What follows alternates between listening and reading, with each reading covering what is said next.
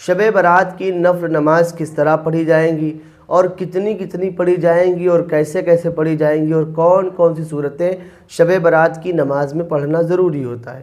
ناظرین کرام، اس طرح کے ویڈیوز اور اس طرح کی باتیں، اس طرح کی پرچے بازی آپ نے شب برات آنے سے پہلے ضرور دیکھی ہوں گی۔ ہوتا یہ ہے کہ عام طور پر جب شب برات کے لیے لوگ عبادت کرنے کے لیے جاتے ہیں، مسجد میں کرتے ہیں یا گھر پر کرتے ہیں، تو وہ یوٹیوب پر، گوگل پر، انٹرنیٹ پر دیکھتے ہیں کہ کتنی نمازیں پڑھی جاتی ہیں، اور لوگ پھر اس پر پرچے بازی بھی کر رہے ہوتے ہیں کہ اتنی نمازیں پڑھو، اس طرح سے نمازیں پڑھو تو زیادہ ثواب ہے۔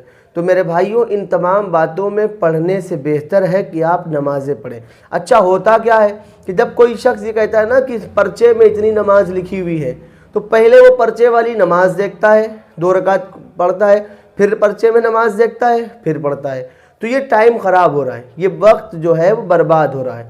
تو بہتر یہ ہے کہ اپنے آپ سے ترتیب بنائی جائے اور بیٹھا جائے، مصلی پر کھڑا ہوا جائے، اور پھر جو صورتیں آپ کو یاد ہوں، جو صورتیں آپ کو بہتر لگے، نیت کریں کہ میں نیت کرتا ہوں 4 رکعت کی، 2 رکعت کی، اس طرح سے آپ نیت کرتے رہیں اور رات بھر نماز نفل پڑھتے رہیں۔ نفل کی اسی طرح آپ نیت کرتے رہیں اور نفل نمازیں پڑھتے رہیں۔ اس کے علاوہ آپ جب تھک جائیں یا تھکان محسوس کریں تو بہتر یہ ہے کہ پھر آپ ایسی نماز نہ پڑھیں جس میں آپ کا دل ہی نہیں لگ رہا ہو، مزہ ہی نہیں آ رہا ہو، تو پھر یہ کریں کہ آپ مصلی پر بیٹھ جائیں، ایک تسبیح لے لیں اور پڑھنے لگیں۔ تسبیح پڑھیں، قرآن کریم کی تلاوت کریں۔ قرآن کریم کی تلاوت بھی نہ ہو سکے تو پھر کیا کرنا ہے کہ تسبیح پڑھنا ہے، تھوڑی دیر سو لیں اور اس کے بعد میں پھر عبادت کر دیں۔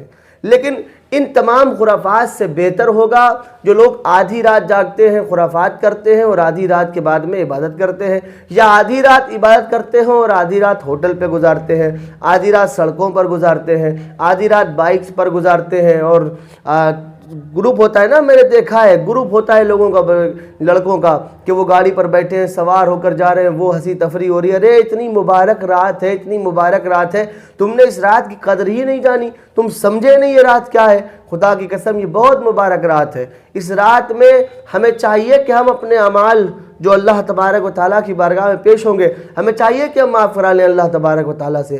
ہمیں چاہیے کہ ہم رب العالمین کے سامنے گڑ گڑائیں، روئیں کہ اے پروردگار عالم، تو رحمان و رحیم و کریم ہے، تو معاف کرنے والا ہے، تو بخش سکتا ہے، تو قادر ہے، تو بخش دے مجھے۔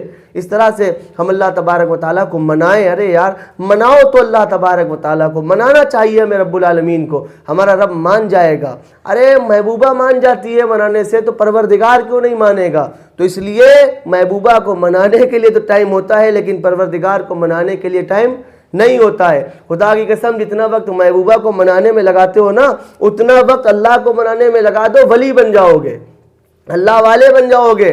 اللہ کو مناؤ، اللہ کو راضی کرو، اللہ کے سوا کوئی ایسا نہیں جو تمہیں کھانے کو دے دے، پینے کو دے دے، تمہاری سانسوں کو چلائے، جو بھی کر رہا ہے سب اللہ کر رہا ہے۔ تو پہلے اس کو راضی کرو، اس کو راضی کرو۔ اگر جب وہ